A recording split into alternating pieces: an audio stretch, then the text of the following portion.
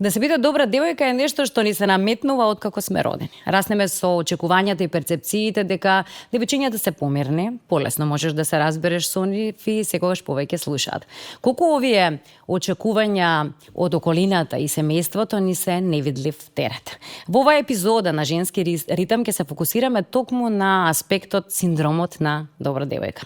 Што тоа всушност значи? Нели ова ќе ни биде тема што ја третира жената како дел од едни социјални перцепции, водени од тоа дека секогаш очекувањата од девојките се да бидат добра девојка, добра другарка, добра мајка, добра сопруга.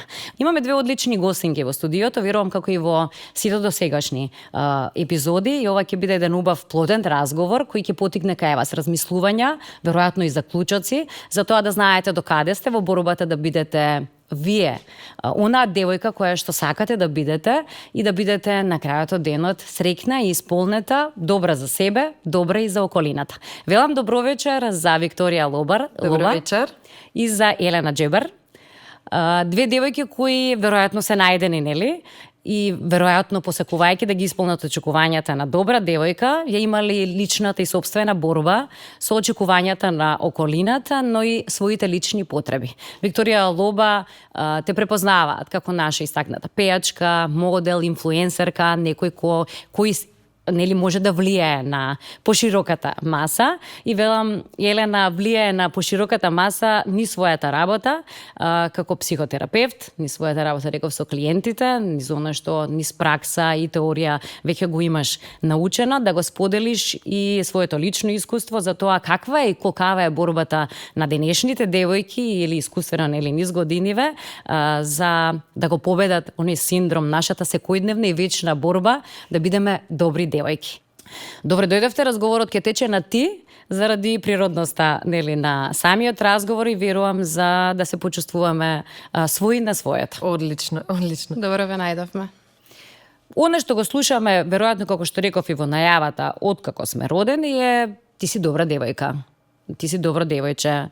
Направи го тоа да покажеш дека си добра девојка, дека си умно дете, девојче и така натаму. Колку тоа ви наметнало, колку тоа сте го почувствувале вие двете низ нели процесот на растење како нешто кое вие до некаде терет и си повлекува, да, одговорност од мали нозе, да ги задоволиме очекувањата на околината и да покажеме дека сме добри девојки и во моментот кога нели внатре во нас се случува некоја борба. Да. Добре, мислам дека од мален нозе тоа некое убедување веќе од родителите, од околината, дека нели девојчето треба да биде добра, да биде послушна, да биде баш онаква каква што ја замислиле родителите или општеството. Растеме со тие убедувања, тие се провлекуваат низ целиот живот, се додека не дојдеме до тој момент каде што ќе се почувствуваме дека сме добри за сите, само не за себе си.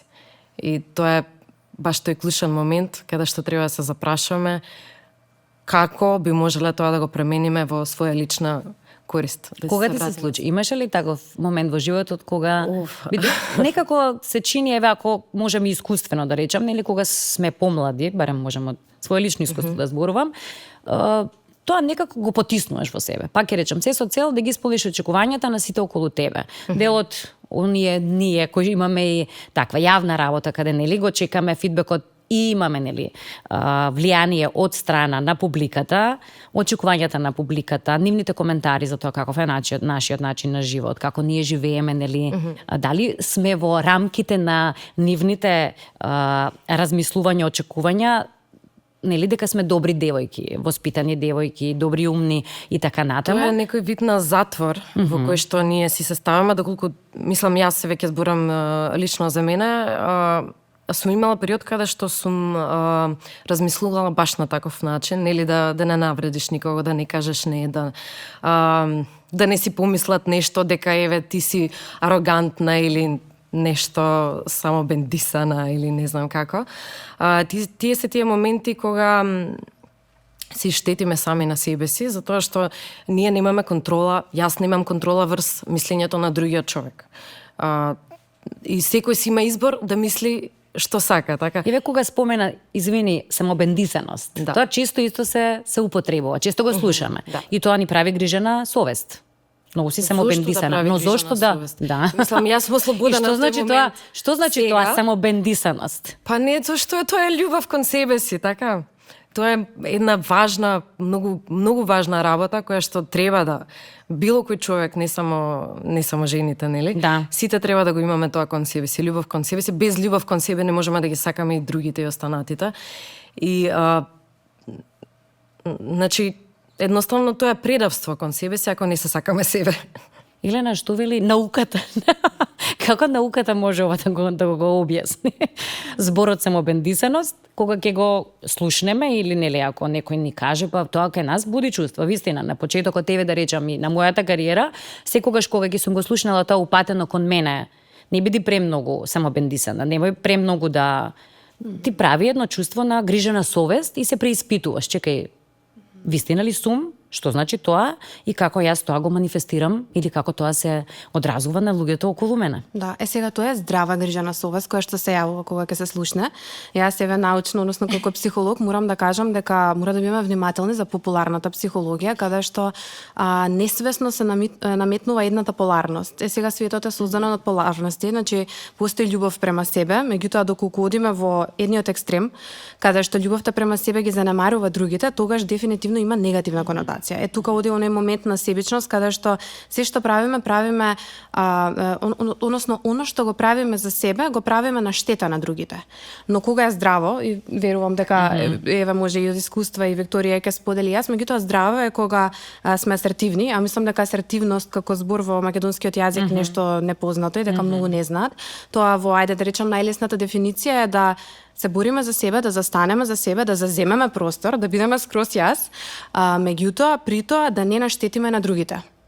Во тој случај, значи ние може да се сакаме себе си, да се грижиме за себе, а тоа да е во рамките каде што не наштетуваме на другите, но не значи дека нивните очекувања ќе ги задоволиме. Сега тука е многу, да. така, тука е трикот.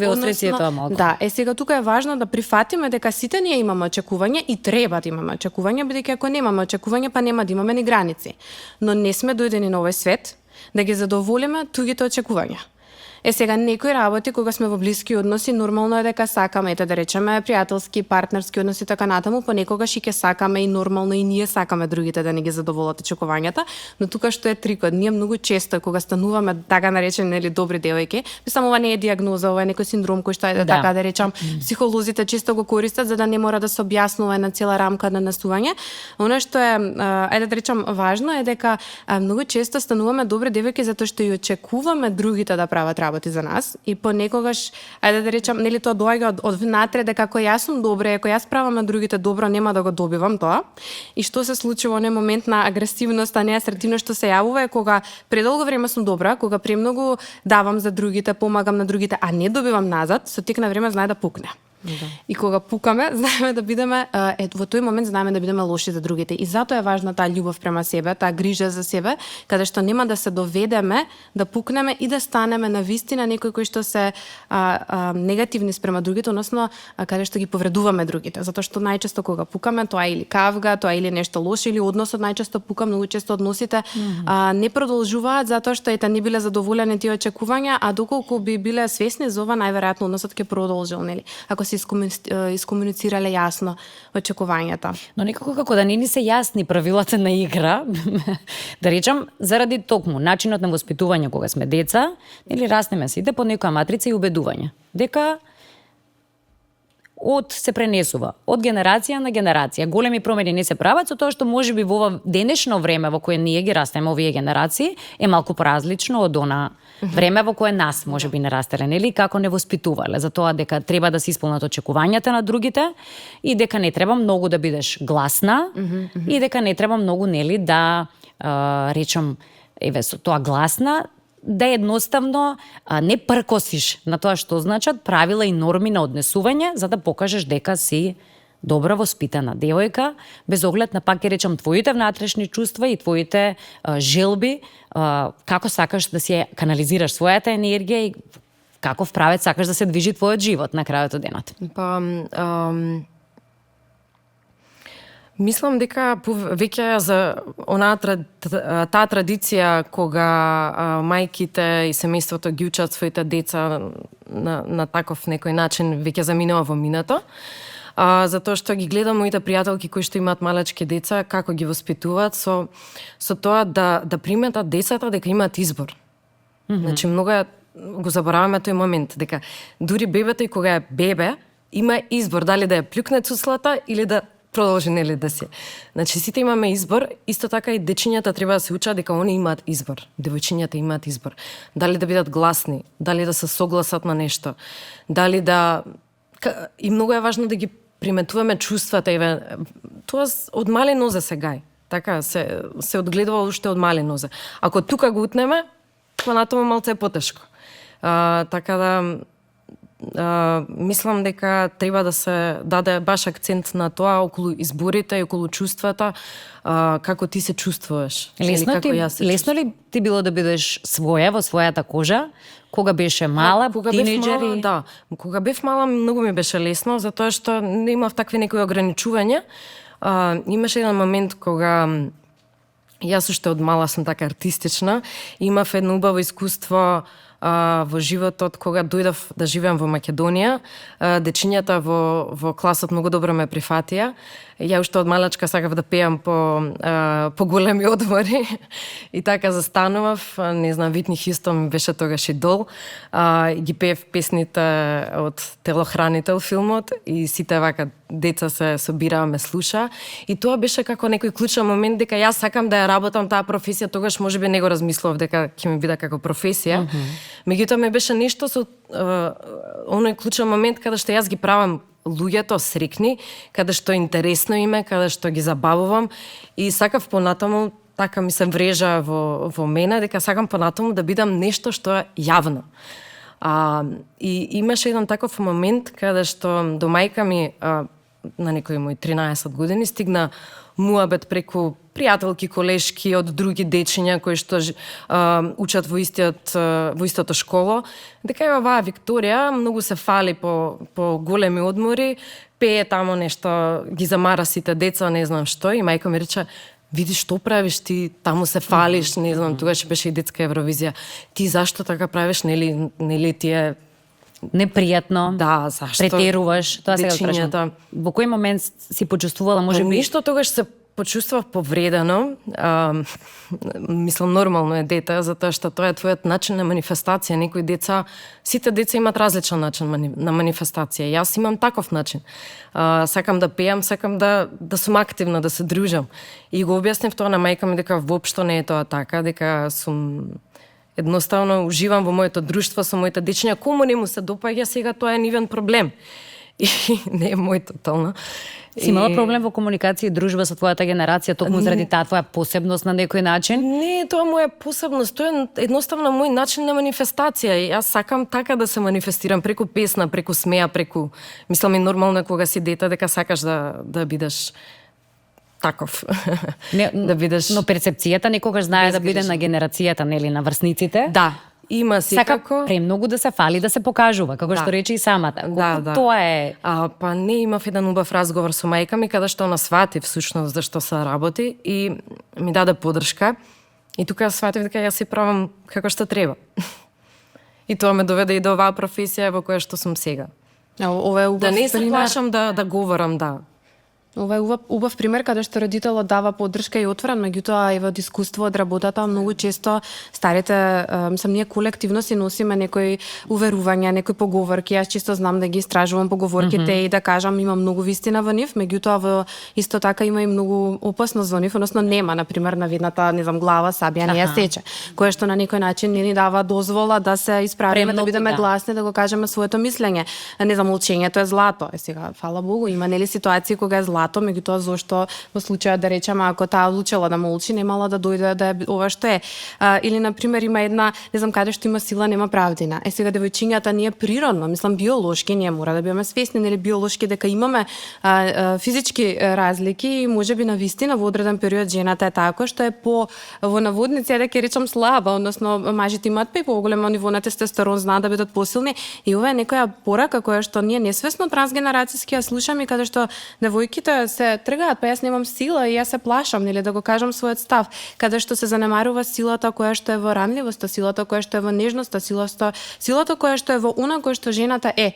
И мене еден феномен кој што го гледам е дека многу често сега е во мода, нели, автентично.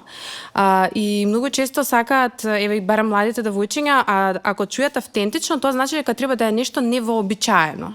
Меѓутоа, автентично не значи дека е невообичаено. Автентично може, или скрос јас, значи може да биде нешто кое што многу убаво се вклопува со она кое што и општеството го очекува, многу е да речам природно и е да речам ниту треба да имаш не знам каква фризура, ниту како да се облекуваш, и тоа не значи дека не си автентична, затоа што автентично значи вистинито. И многу често некако и да се заземе на друга поларност, каде што девојките стравувајки одат во една друга поларност, биваат се што сам пробуваат да биде се што не се. Внатрешно каде што не се прифаќаат и не ја прифаќаат таа кроткост, а тоа е проблем кај синдромот на добра девојка, затоа што речеме, добрата девојка најчесто заборава дека може да е добра и треба да е добра. Ние сите треба да биме добри. Добрината е една вредност која што се надевам дека секое општество не само што ја сака и треба многу повеќе да се промовира и да се зборува за таа, бидејќи добрината е, да речем по некоја најпроста дефиниција, дело кое што го правиме за другиот, а не очекуваме нешто назад. И тоа не е лошо. Ние сите, дури добрината е нешто кое што ни е вкоренато и трансгенерацијски во нас, кое што го лачи и окситоцинот и ни помага да се чувствуваме и добро. Јас верувам дека секој кој што направил добро дело еве во моментов да се присети, ама можеш да бидеш добра, при тоа да не се изгубиш во другите. Односно да помагаш на другите, ама не да ги спасуваш. Да ги слушаш другите, ама не да се изгубиш во нивната приказна. Да сочувствуваш со другите, ама не да ги носиш и да се преплавиш од нивните емоции. И овде има многу голема разлика. Јас најмногу ја учев таа разлика на психотерапија кога се запишав. На факултетот тоа не го учевме, меѓутоа кога отидов на психотерапија, почнав многу рано, на мои 19 години, првично првите 2 години ни се тренинг личен раст и развој, каде што мораме да работиме на себе, додуше и доживотно мора да работиме на себе, меѓутоа тоа ми беше можеби мојот најголем проблем, каде што јас се учев да сум емпатична, да ги слушам другите и првите сесии со клиенти, јас сум плачала и се смеат сега кога ќе ме слушне некој клиент ќе рече добро Елена, како издржуваш да слушаш и ти да не се распаднеш, меѓутоа тоа е еден тренинг каде што ти учиш да бидеш емпатичен, да бидеш тука за другиот, да бидеш присуство кое што не се губи во другиот. Односно каде што не те преплавуваат другите, тугите емоции, тугите проблеми и само на тоа место каде што ние имаме таа една невидлива граница, тие здрави граници ние ги викаме, каде што ние сме отворени, ама не сме па прозирни. Значи, нели отворени сме за размена, мора да има некоја размена, да не се отиде во некоја ригидност, меѓутоа не сме прозирни, значи пак ги ставаме тие некои невидливи наши граници, и тоа е местото каде што ние навистина можеме да бидеме добра девојка, односно добар човек кој што е тука за другиот, другите се сака себе, она само бенцина, че се сака себе, меѓутоа го сака и другиот. Така што еве јас ова чисто би го споделила нешто кое што навистина го гледам многу во пракса, каде што најголемиот проблем го имаат девојките да може да ја донесат таа граница, дали јас ќе бидам добра ако кажам нели не, ако одбијам и така натаму, и ова е нешто на кое што најмногу треба да се работи. Лесно е да се каже, тешко е во пракса, бара години, затоа споделив, јас може 10 години работам. Мислам, активно работев на тоа да дојдам до степен да ми стане лесно да го правам. Да, со вежбање се е лесно, а се вежба и тоа начинот како ќе се покажеме како добри во животот, тоа е вистина вежбање.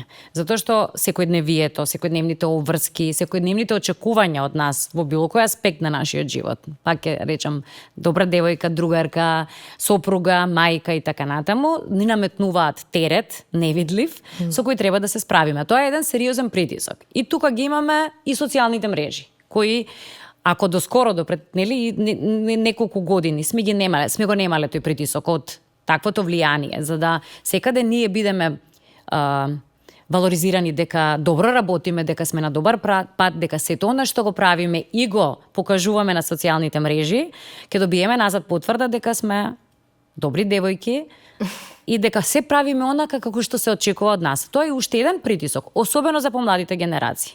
Бидејќи јас можам пак да речем искуствено со овие веќе 46 полни, нека 47, борба беше тоа да се надмине. Сечив коментар, нели, сечиви очекувања, притисокот дали јас сум еднакво добра и успешна како жени кои ќе ги видите, нели, нивниот начин на живот, дека се успева од 5 сатот, часот наутро, нели, до кога ќе речат 5 часот и 30 веќе сум будна тренингот ми е завршен, јадам здраво, подготвени се здравите појадоци за моето семејство, имам извежбано, веќе сум на мојата работна задача, изгледам совршено, ништо не ми недостасува, денот нели тече, сите обврски комплетно ги исполнувам и без никаков проблем и не си велиш, седиш и се прашуваш, сум се прашувала. Ја ова како правам, што не правам? Да. Што не правам како што треба? Каде е нели каде е мојот минус, каде јас нели не успевам нешто да завршам и да направам, и ние некако лесно во тој процес се губиме. Тој сомнеш кој се јавува во себе, ти прави и притисок, ти прави внатрешна нервоза која веројатно после па и се манифестира на друг начин кон околината и луѓето околу тебе. Се што се потиснува еднаш мора да излезе.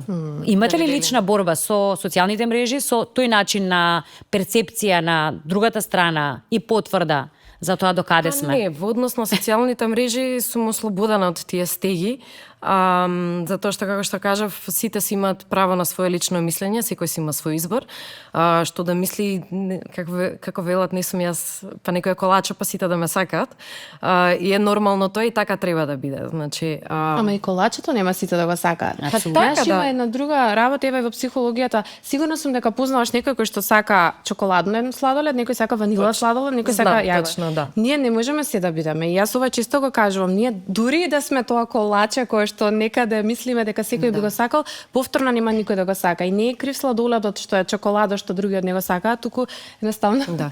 И најтешката борба е, како што спомна Живкица, е кога се споредуваме со другите. Единствениот со кој што би требало да се споредуваме е само ние самите во минатото. Така? Мислам, јас функционирам на тој принцип, што од мала сум веќе веројатно ослободена. Гледам тоа дека не ми создава немир. Нели? Се запрашувам себе си. Малку го заборавивме моментот на само запрашување. Значи, секогаш треба да се само запрашаме како јас се чувствувам. И тогаш ќе знаеш дали личните граници се поминати. Значи, кога ќе се запрашаш како јас се чувствувам, ако не се чувствувам удобно во оваа ситуација, во оваа кожа, значи јас тука не припаѓам. Значи јас морам да го сменам, затоа што ако не го менуваме, ние го прифаќаме истото. И тоа е тој клучен момент кој што само запрашувањето. Нормално без повредување, кога правиме нешто, одлучуваме без повредување на другите битија. Тоа е исто така многу важен момент, но никако да се повредуваме самите себе си. А кои алатки ги користите за работа на себе? Па само запрашување. За да бидете добри девојки, подобри.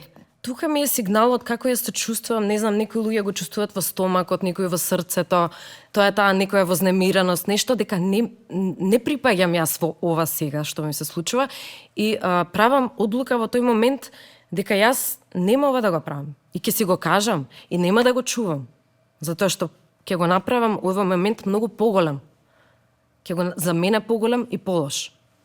А борбата со чувството на срам и вина која се наметнува со сето тоа? Па, тоа е, не знам, релативно за мене. Срамот, пак доаѓа од мене срамот. Јас имам избор дали да го чувствувам или да не го чувствувам. Нема да го чувствувам. Она е оперирана. Да. Зошто? Долги години. Зашто да се срамам? За нешто што сум? За нешто што сум јас да се срамам? Но веројатно си бара и тоа период е вака да речеме работа, за да тоа се чувствува, односно се надмине како тоа чувство на вина, нели, и срам, дека не одговорив на сите очекувања, дека можеби негдека потврлив, нели, еве да речеме можеби во партнерските односи. И тука е една тема која може да ја отвориме. Што мојот и колку мојот партнер очекува од мене и сега сакајќи нормално дека мора да постои компромис во една врска за да функционира моите, твоите очекувања, како се доживуваме, како се гледаме, каде што кој треба колку да даде за да сето тоа функционира на начин на нели двајцата да ни биде убаво, пријатно и едноставно да биде тоа нели полнење што велат на батериите со енергија, а не исцрпување од некоја партнерска врска. И тоа е еден момент многу битен во целиот наш живот за непречено функционирање. Очекувањата се нешто кое што секако дека автоматски ќе постои секогаш. Но мислам дека треба да ги регулираме тие работи, затоа што не секој должен да одговара на нашите очекувања, на моите очекувања, еве. Иако сме се привлекле со тој партнер, ако сме се привлекле, сигурно сме имале исти вредности. Нели мора да постојат исти вредности, исти цели, исто така, не само вредности, кои што нели ќе бидат мечинг. Ако тука веќе се остварени тие целите и ако нешто тука не клима, сепак имаме избор, ама може би некогаш очекувањата да се различни од нашите и тоа треба да го прифатиме со што знам, со некоја слобода за себе си. Веројатно ослободувањето е можеби еден од одговорите за многу работи. Да. Мислам, Боже, сакаат ли, практикуваат ли еве и паровите, да речеме, парови да дојдат на терапија, на разговор, за да некако ги подобрат меѓусебните односи. Ако сме растени ние со некои уверувања дека нештата дома се решаваат, нели ќе се разбереме дома и така натаму, можеби доскоро нели било табу, да речеме, да се оди на терапија, да се побара туѓо мислење за нештата да функционираат подобро, да се работи практично нели на односот за една здрава средина за живење. Да. Верувам дека во денешно време и не е тоа веќе ни табу, ниту пак срамно да се дојде и да се побара помош. Не, дефинитивно мислам дека стигмата полека за менталното здравје се руши, можеби малку кај машката популација уште не.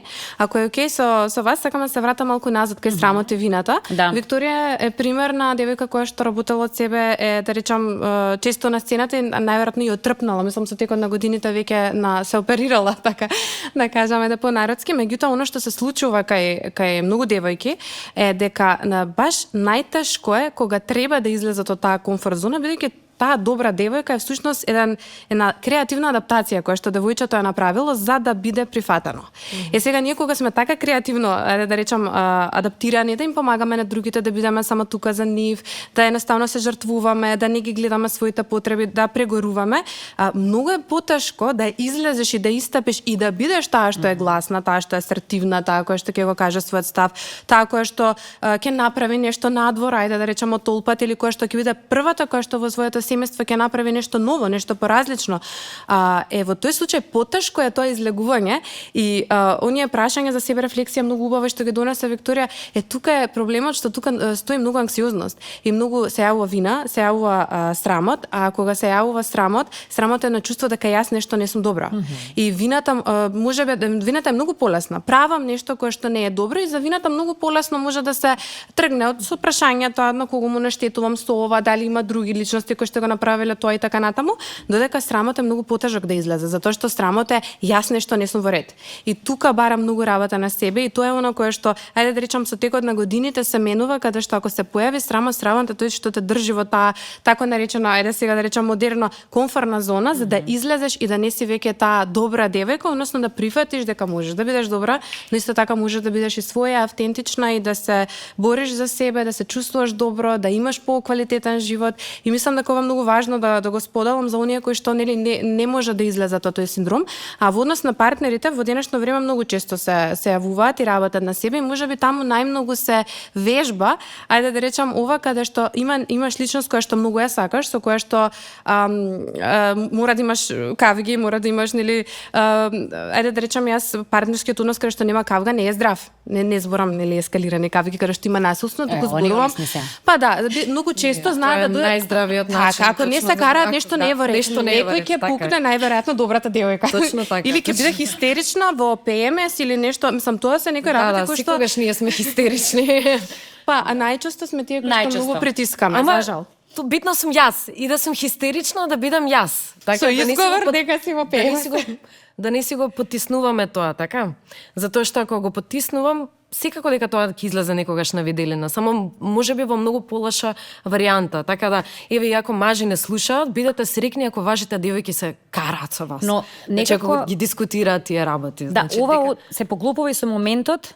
Извинете, прегинав, но некако се поглупува со моментот дека нели на традиционално воспитување, дека не треба многу да го креваш гласот или нели сите очекувања од тебе, она што и претходно го споменав, да бидеш добра другарка, мајка, сопруга и така натаму, значи дека ти си нели ставен по дефолт на второ место и дека се останато е премногу од тебе. И дека често и во денешно време нели може да слушнеме и често ги слушаме бидејќи ова се поврзува до некаде со некои феминистички нели движења и така натаму, што не е тема ниту на муабет, ниту е поента. За да бидеш скроз јас, не значи дека ние некои наши права не се исполнети или бараме кога ќе речат смешни сте со некои права кои ги барат и така натаму. Ова се само лични борба за лични права што велиме за да се биде скроз јас, што е некое наше легитимно право од моментот кога сме дојдени на овој свет.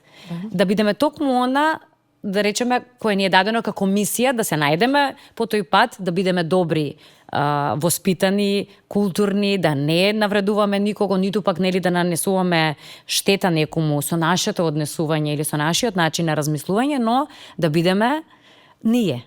Токму ние и да не прифатат и оние околу. Чисто го приметуваме да не им нанесуваме штета на другите и така натаму, ама си нанесуваме на себе си штета, така? Точно така. Затоа што ние сме можеби во прв ред ставени во тоа објаснување на однесувањето, оправдување или неоправдување на одредено однесување. Која е таа штета која што јас ја давам на околината? Ако јас сум јас, со сите мои барања, мои ставови, не знам, со слободата да бидам јас. Веројатно тргнува се да се најдеме себе си. Па неш низ годините, низ искуството, затоа што можеби е убаво да го скратиме патот и да направиме одлука дека од денеска ќе се запрашувам себе си дали во оваа ситуација јас сум јас. Дали во оваа ситуација, дали е пожелна за мене, дали јас сакам да бидам тука, дали јас сакам ова да го направам, дали јас сакам, не знам, да бидам во ова друштво, да бидам во оваа професија на крај крајава, не знам, да дадам отказ или не знам нешто. Таа одлука која што мора веднаш да се направи, да го скратиме, нели, како што кажувам, патот, и после таа одлука, веруете ми, вашата подсвест, мојата подсвест, пак ќе зборам за себе, тоа го приметува веднаш, моментално се манифестира. Значи, тоа е само една одлука. Многу размислувања, има многу, навистина, можеме да збориме многу долго, но таа одлука мора да се направи. Лично сам со себе си да се договориш. Тогаш не си себичен? Не си. Не си секако. Бидејќи следно е себична си. Себичноста е здрава на некој начин, зашто? Па тука оди тоа испитување, дали сум себична, дали некого повредив дали ти некого повредуваш со тоа што пееш? Не, супер, дури ги радува другите. И другиот има избор дали да ме слуша или да не ме слуша. Тука доаѓа оној моментот на коментарите, секогаш ние има еден момент зашто и доста, да речеме, нели на ведната глава Сабија не ја сече, често знае тоа да биде ќе будеш очи, немој да им бидеш трн во око на другите, немој, пази се, тоа е едно колективно трансгенерацијско што го носиме, внимавај, пази се, тука се наметнува дури и страв, не само срам, туку и страв да нешто ти се случи ако се трн во око. И што е ова интересно е каде што, значи, кога ти стануваш трн во око, многу често на другите жени, ајде така да речам, си им трн во око затоа што ги подсетуваш на нивната неизреализираност. И дури јас секогаш викам, убаво е кога на некој ќе почнеме да му завидуваме.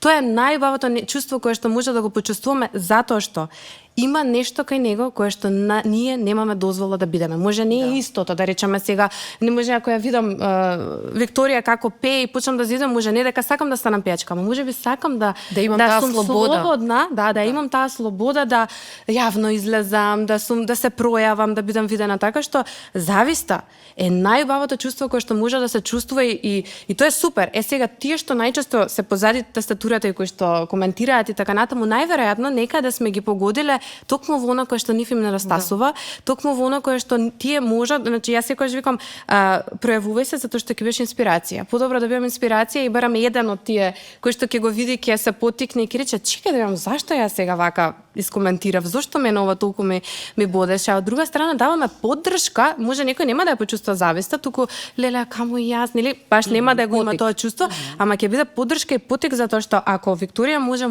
јас. Ако Викторија тоа го прави на пример или Елена и Жив, значи можам и јас да бидам тоа. Така што тоа е многу убаво од една страна. Само што другата страна мора да биде свесна, нели, дека тоа не е за неа, тоа најчесто е проекција од другата страна. Искуствено во животот полесно е да си научите од своите грешки или да го користите примерот на останати? Сите учиме од своји грешки. Колку и да збориме, мислам, родителите сакале да ме научат, нели, на нивните грешки. Сите се учиме само на своји лични искуства. Така да и тоа што сум денеска и со сите мои ставови сум дефинитивно само од мое лично искуство.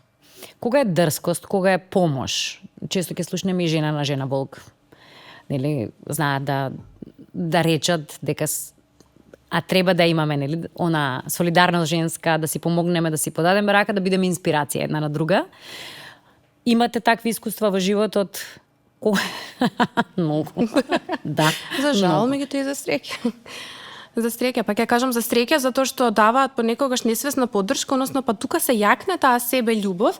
Мислам дека моментот кога сме најнеподдржувани, на почетокот е шок. Шок, да. Затоа што ако нешто, нели, ако нашето сестринство, жената, таа која што не е своја, која што природно некако сметаме дека припаѓаме во една група, се сврте против нас, тоа е еден голем шок на почетокот кој што се доживува, мислам психолошки, тоа е баш на шок. Меѓутоа токму тој шок со текот на времето те носи, ја што викам, многу е убаво некогаш и да паднеш на дното, затоа што тоа е нешто кое што активира и конечно најверојатно ти покажува дека е време да почнеш да ја градиш љубовта према себе и да се свртиш кон себе, а не кон, нели, другите, кон само оно што ти кажуваат, нели, другите, туку кон себе и да видиш како можеш да ја развиеш таа љубов према себе, за да не се подклекнуваш само од страна на другите, но од друга страна и за да бираш подобро. Мислам дека ти сподели на почетокот, дали мене оваа група на жени ми одговара, дали мене овие луѓе ми одговара, дали јас сакам да се наоѓам тука или можеби сум тука затоа што имам несвесно, нели, баш ниска самодоверба, ниска љубов за себе, преголем внатрешен критичар, па другите ме критикуваат, не ме сакаат и тоа се само ни докази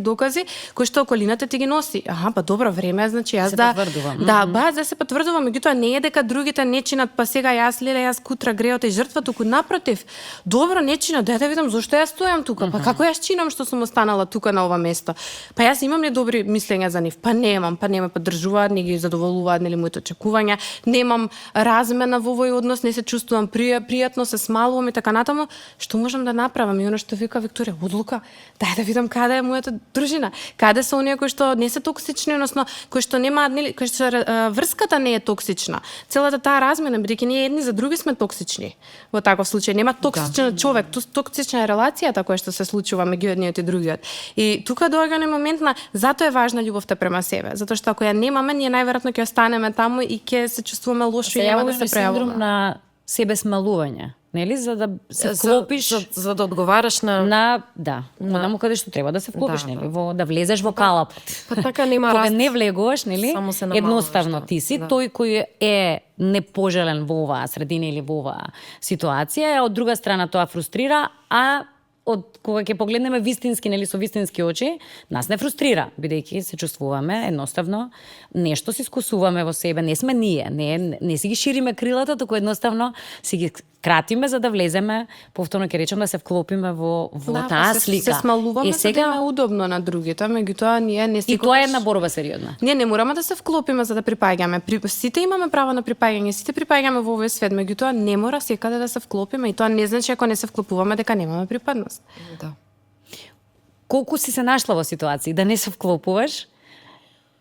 Па добро, јас секогаш велам дека кога сум сама со себе, сум во најдобро друштво, затоа што ми е убаво само со себе, така од секогаш тоа чувство си го имала и од секогаш уште од детенце, дури сама знаев да се играм со себе во дворот со мравките, да ги гледам како они се собираат, како носат дрвца и така натаму, не знам, сум го имала на чувство дека сум окей со мојата самотија, на некој на сама со себе сум дека сум окей и уживам во тоа.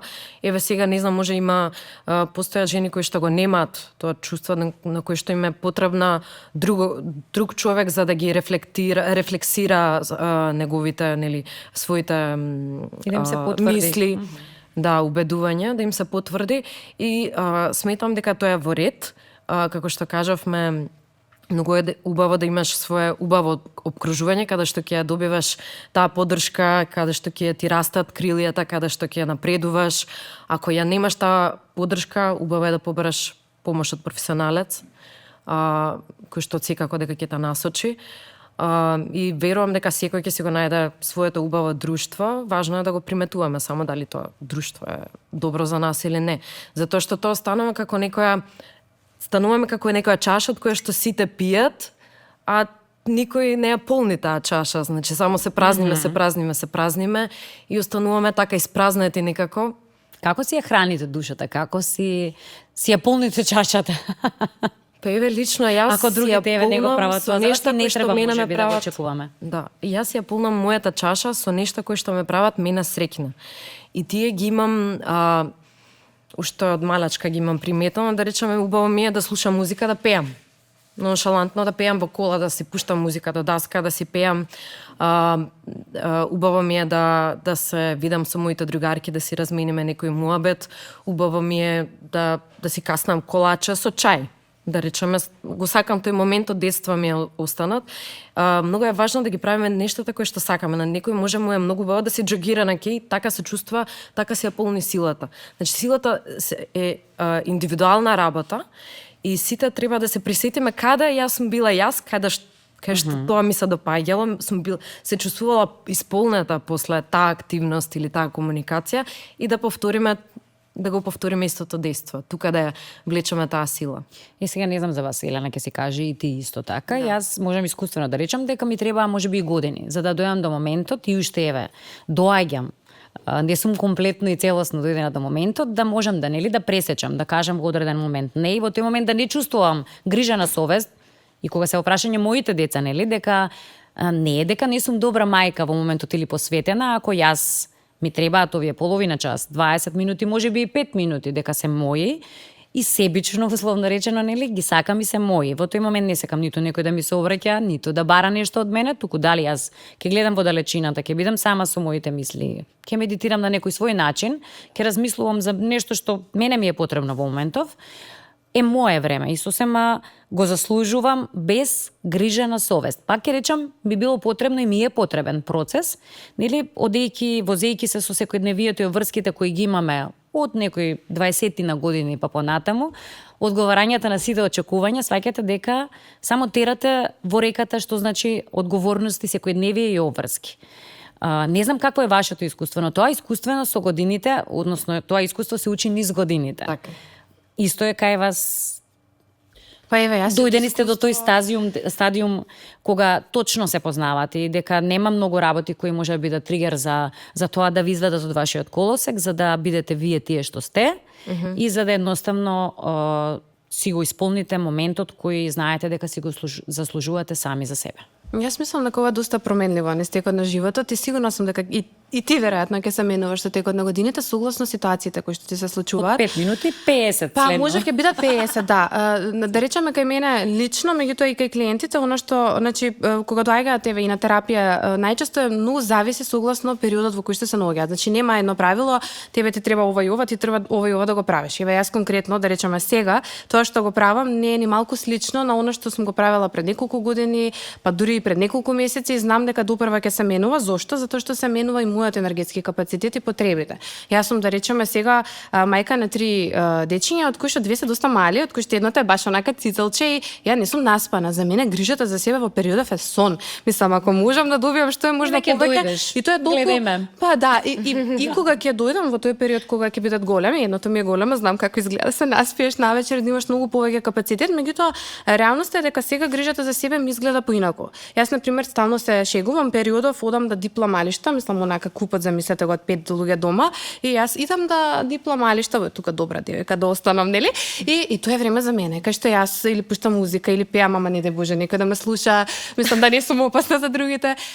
Знам, значи да ми течат мислите кога ќе заспиат децата, да имам време за себе, да имам време да вежбам, да имам време за некаква креативна работа, меѓутоа креативната работа пред деца и сега е мислам сведена на минимум. И тоа го прифаќам како природно и нормално. Мислам дека најлошото што често доаѓаат клиенти каде што се споредуваат, она ти на почетокот што го сподели со Викторија, со Елена, со Живкица, ќе се споредуваат кој како. Јас ако се споредам со тебе, која што си со големи деца, веројатно ќе се изфрустрирам. Како може она? Како се наспала? Како го прави тоа, нели? Меѓутоа многу е важно да бидеме свесни каде се наоѓаме, значи кои се нашите околности, во кој период од животот се наоѓаме и што е она кое што се нашите надворешни поддршки и внатрешни, мислам надвор, дали имаме нели помош, како изгледа начинот на кој што живееме живееме, како стоиме и финансиски, значи има периоди во животот. Така што не би рекла дека ова нешто кое што доаѓа еден период каде што тоа и завршува, туку сметам дека е нешто кое што се менува. Утре кога ќе бидеш баба, ќе ти се смени, па кога ќе ти ги донесат.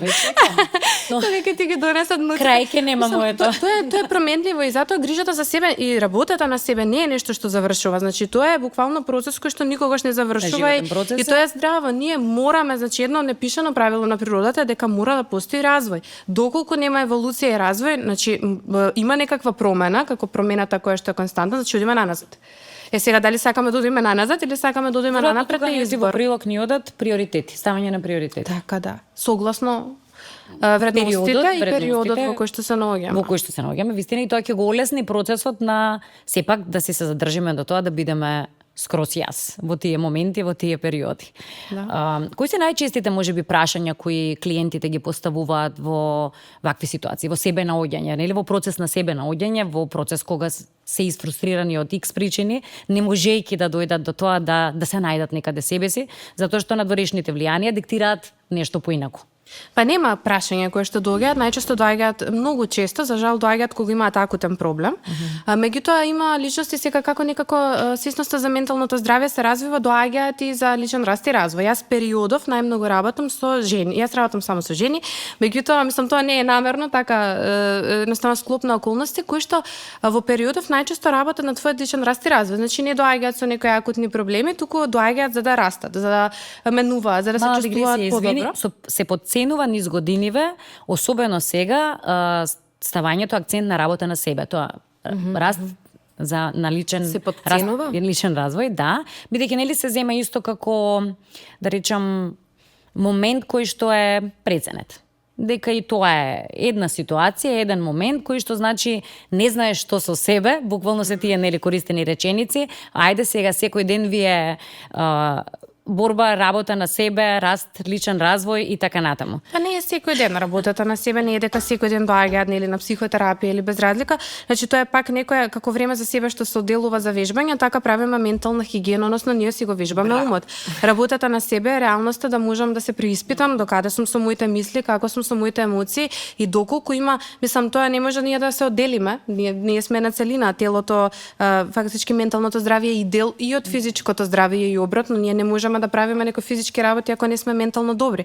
Нема најчесто прашања со кои што доаѓаат, но е нешто кое што моето барем искуство покажало дека во вакви случаи барањето на себе почнува со полека освестување и освестување на личните граници и полека на вредностите, па понатаму приоритети поставување, па да се види што е оно што е од мама наследено, од баба, од прабаба, па од тато, нели? Мислам тоа е се некој ние го викаме тоа во терапијата како кромит и како лушпа по лушпа од кромитот полека ги лупиме и ги вадиме тие слоеви кои што не се односно оние работи кои што ние сме ги проголтале, без да поминат низ еден внатрешен филтер дали е ова сега вистина за мене или дали е ова нешто што ми служи.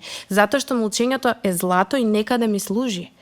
Ама дали ми служи, да речеме, ако треба да пеам и да се пројавам или да излезам надвор. Во овој момент нема да ми служи да молчам, така нема да дадам вредност. И тоа е нешто кое што е, да речам, најмногу се работи, каде што полека личноста гледа што е оно што го проголтала, не е сварено, затоа што не е нејзина и време е да го плукне, односно да го извади. И полека се тргаат тие работи, но секако се е индивидуално, мислам има секакви случаеви, тоа не е нешто кој што е правило и да речеме така, туку работат различно, но многу е важно на почеток да се работи на внатрешниот капацитет и потенцијал за да може да се држи, бидејќи најчесто во личниот раст и развој, односно во работата на себе има еден период кога мора да прифатиме дека нема да не поддржува околината, доколку не ни е поддржувачки. Значи, дека ќе бидеме и осудени, ќе бидеме и од страна, ќе имаме и можеби родители, пријатели си се променила, веќе не ги задоволуваш, особено синдромот на добра девојка, мислам, ако сме биле некои што сме ги научиле другите да ги спасуваме, да бидеме тука за нив, и сега најнаш ти тука стануваш себична, поставаш граница. Често прашањето што ти се случи? Ти не си ова ти. Тоа е тежок не период. се однесуваше. Тоа е тежок период. Можеби претходно не бев јас. И веќе но на поставеното такво прашање, веројатно кај мене предизвикувало кочница, застанување и вистина нели преиспитување што мене ми се случува психички и така натаму, што јас манифестирам кај другите емоции или нешто што ги вознемирува и едноставно не сум јас во нивните очи. И тука имате повторно себе испитување, прашања многу кои ви прават, ве збунуваат, ви прават и немир, и ве враќаат можеби и чекори назад. Да, и во ред да има чекор назад, па преиспитување и работи, затоа велам тоа е многу важно да станеме свесни дека работата на себе е тешка. Јас знам првиот ден кога се запишав на психотерапија, професорката на сите не рече подгответе се сега многу да губите. Ние сите гледаме, ние сме тука да растеме, па тоа да станеме подобри луѓе, подобри. Меѓутоа, јас сватив отпосле што значи тоа, тоа значи дека навистина многу работи ќе губиме, и добри и лоши. За жал, значи ние тоа е едно преземање на одговорност каде што кога почнуваме да бидеме скрос јас и да бидеме автентични и да бидеме некако што ќе се бори за себе и за она што е важно, е дека многу често прифаќаме и преземаме одговорност дека нема да им се допаѓа тоа на другите и тоа е во ред и дека другите имаат право да не им се допаѓа новото јас и да заминат.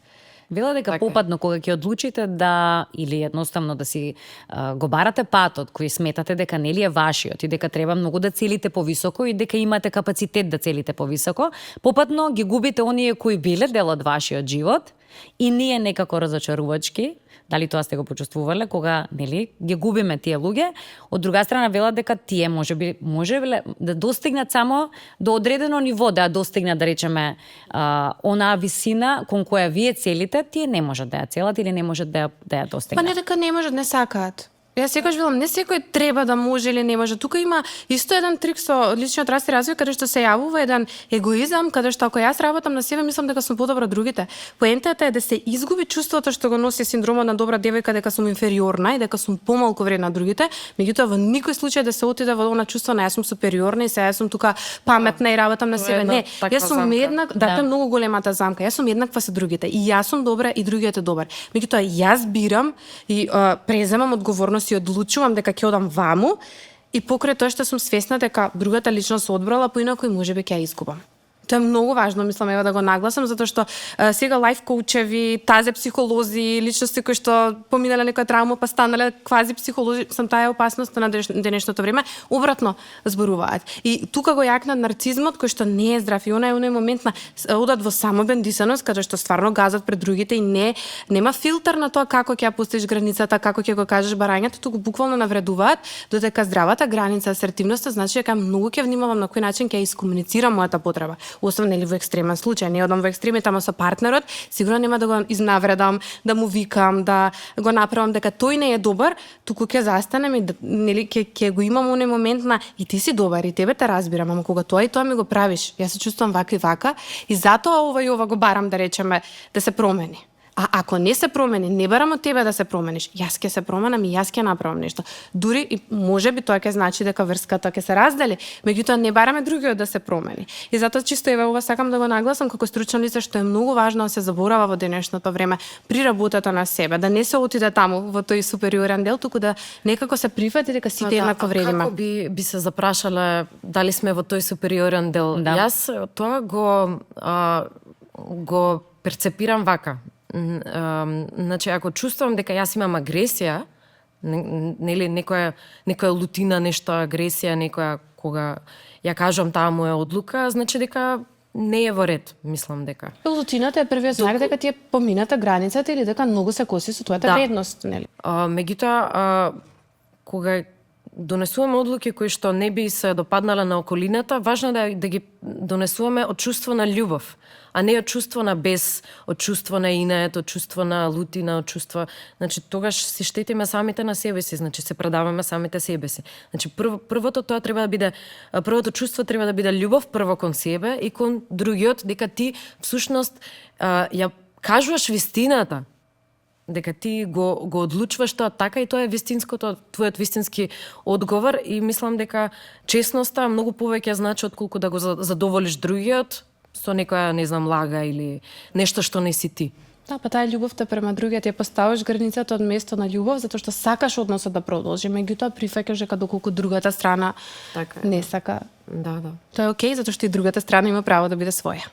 Колку кариерата ти помогнала да кажеш не? Многу. Моменти кога, Многу. Јас мислам дека да не беше оваа кариера, најверојатно немаше да научам не. Негде секогаш се смеам дека јас сум трета керка, па тоа јас мислам секако ние дома сме послушни девојчиња и така натаму и сум морала да бидам послушна, мислам, не да Боже, нели, да го заземам и јас простор, зашто е тешко, мислам, нели, имаш други потреби и така натаму и моето искуство најмногу најмногу сакам да работам на оваа тема, затоа што и лично, не само професионално, меѓутоа и лично многу сум менувала нестој пат. И мислам дека најмногу го учев она што го покажав и на почетокот на терапија, кога не сме веќе да се губам и да пробам нели да спасувам, и што е она што го сватив, што беше најтешкиот удар, е дека кога тргнувам да го спасувам другиот, ја одземам неговата одговорност и несвесно ја заземам улогата на јас сум супериорна, јас знам како.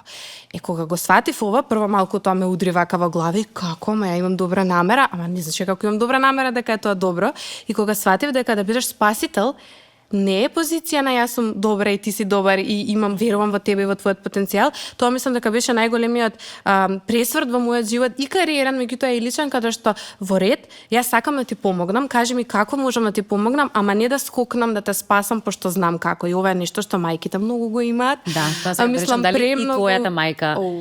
Па да, и мојата мајка. Колку е улогата важна на мајката кога девојчињата се во прашање, кога треба да ги воспитуваме во овој пат, еднакво и за момчиња и за девојчиња, да не бидам погрешно сватена, но нели мајката да речам да и помогне на својата керка да го можеби надмине она што таа во низ годините го имала како одредена фрустрација или едноставно не успеала да се најде сосема себе си, да не го пренесе тоа како своето искуство, како начин на размислување и на живот на својата керка. Да, нема едно правило, меѓутоа затоа е многу важно да се постави на прашање што тебе ти треба од мене, а не ја што мислам дека треба да направиш. Ние може да кажеме, на пример, мислам дека тоа би било добро, но да не тргнеме да спасуваме. Тоа е многу важно, затоа што несвесниот дел каде што сме добри девојки, ама фаќаме супериорна позиција, дека ние знаеме како подобро, ова ти праша како да знаеме. Мислам, ова е нешто за кое што јас сум многу виновна и ова најтешко ми дојде на терапија. Мислам дека не знам колку дена плачев затоа што леле јас всушност не сум сваќала дека мислам дека јас сум несвесно, мислиме дека всушност сме подобри од другата страна што ние знаеме како. Искуството прво ми беше страв затоа што ама како сега јас ако не спасувам тука што ќе прави другата личност, но искуството покажа дека ако јас не спасувам, другата личност почнува да ги јакта своите капацитети, почнува да работи на себе. Вклучително тоа мислам цела околина и во партнерски односи, ова често знае жената, ако ја ова не го фатам, никој нема дома да го фати. Пробај вистински неколку недели да не го фатиш, па кажи после дали никој нема да го фати или ќе го фати, или може ќе се најде нели некое друго решение. И мислам дека тоа е нешто многу важно исто така за добрите девојки да видат дали тргнуваат да спасуваат од позиција дека другите не можат и не знаат како или јас си спасувала ли да тоа сега да прашам. Јас уживам да улогата на спасител. Да, меѓутоа и тоа пред нека година го разрешив со себе, ми беше еден голем удар, затоа што нели јас сум добра другарка, не е тоа улога, јас сум добра другарка и сметам дека имав ситуација каде што на моја најблиска другарка сакав да ја наметнам нешто, да ја сугерирам, да ја дадам совет, да ја завршам нејзината работа. Значи убедена дека јас ќе го решам проблемот нејза и тука бев онака како некој да, не знам, со ладен туш да ме истуширал, дека всушност таа другарка не ми ни побарала јас да ја спасувам. Значи јас со сила, јас сега знам, јас сега ќе ја спасам и тоа кај не застворила таков револт, така некоја, не знам, незадоволство, агресија и створило за како зошто. И навистина, зошто јас мислам дека треба не за да ја спасувам, кога она треба да научи на своје лично искуство, кога никој не ми побара помош, го научив тоа дека не треба да му нудам помош. Со сила не. Но тоа е уверување. Можам да спомнам дека треба да помогнеме. Дека и тоа е уверување, тоа е дел од добра девојка. Да, меѓутоа ако од другата страна ти одговара дека не ми треба помош, не се наметнувај, затоа што правиш полошо на другиот. Да.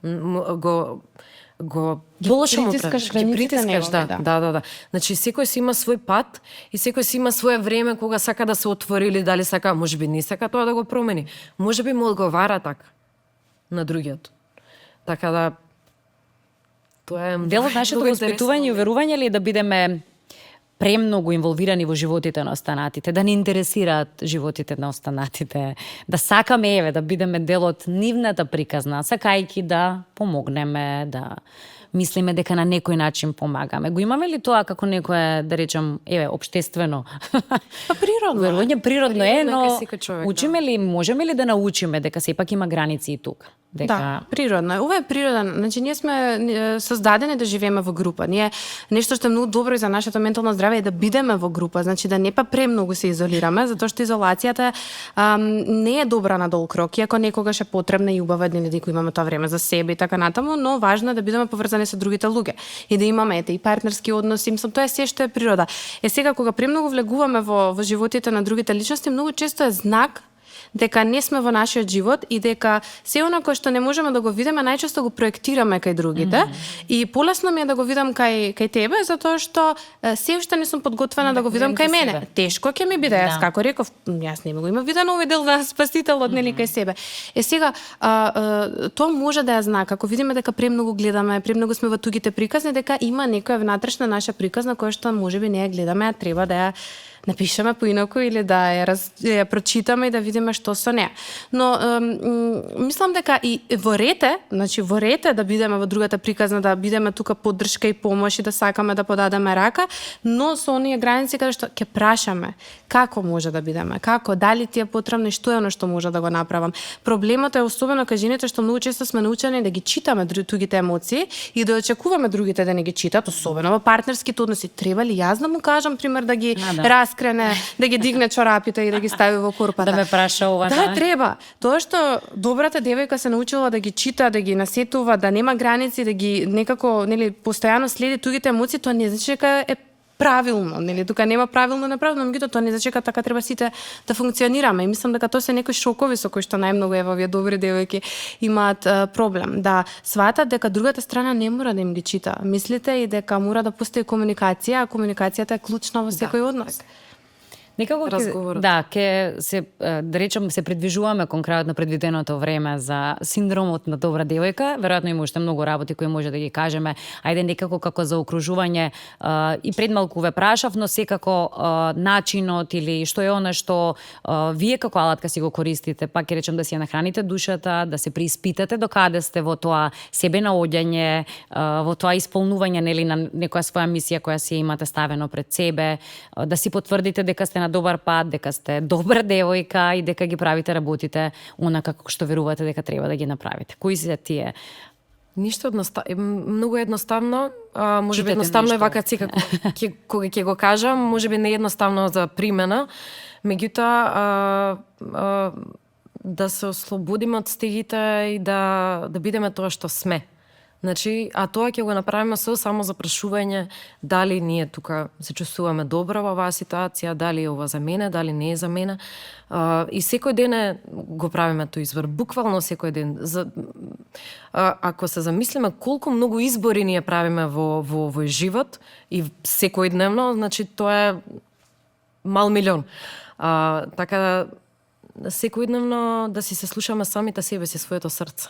Јас некои техники што се ги користам, што ми се наштаде, да речам за мене добри се кратко време за себе, каде што пишувам дневник, најчесто немам структура на дневникот, се што имам, се што мислам, пишувам, проверувам, редовно си посетувам супервизија, психотерапија, тоа си го правам, мислам, и затоа што морам со професијата, но затоа што сакам, и задолжително имам една-две пријателки со кои што знам понекогаш да споделам нешто и да ги прашам, но знам дека ќе добиам искрен одговор, каде што доколку нема да ми дадат можеби пожелен одговор, но ќе ме чекам малку што правиш или застан или добро си и така натаму, што навистина да речам им верувам и знам дека односот е здрав и искрен. Така што тоа се некои работи кои што секојдневно ги правам без разлика на околностите, а здравје не знам се текот на времето веројатно се мене. Ми се искрено тие пријателства каде, нели, од другата страна доаѓаат освестувачки одговори кои знам дека се со најдобра намера и се искрени. Како велиме, ни се филтрираат и бројот на пријатели, еве особено пријателки низ годините, како ни се менува начинот на живот, но многу е важно да имаме, како велат, и нека се бројат на една рака, сме пресрекни ако ги имаме оние вистински луѓе покрај нас кои не се само, нели, не ни ги даваат потврдните одговори кои сакаме да ги слушнеме, туку едноставно го даваат искреното свое мислење, па ние може да се преиспитаме дали тоа ми оди во прилог, не ми оди, ми помага во некоја моја животна одлука или не. Но еве имаме ние во оваа втора сезона на Женски ритам, еден интересен момент кој проткајува од епизода во епизода, односно прашање кое се однесува на тоа што вие од оваа денешна перспектива, после ова животно искуство кој го имате и годините кои си ги носите гордо, би им порачале на малата Викторија, ако се свртите, на малата Елена години назад? Јас би се препорачала самата на себе си. Како видите, малецка девојче. Да не бидам скромна. Не знам, уште од мала ме учеа дека треба да бидам скромна, ненаметлива и така натаму. И всушност тоа е доблесна особина многу често, но многу често може да те стави во рамки во кои што не се чувствуваш удобно и се штетиш самиот на себе си. Многу често тоа се случувало со мене. Сум се штетала самата на себе си за да не бидам премногу наметлива или не знам, да не си го побарам своето. Ме разбирате? Тука многу работи сум изгубила од себе си низ текот на годините, кои што моментално сега си ги вратив. Така да би си кажала да не бидам толку скромна. Како имаше една поговорка,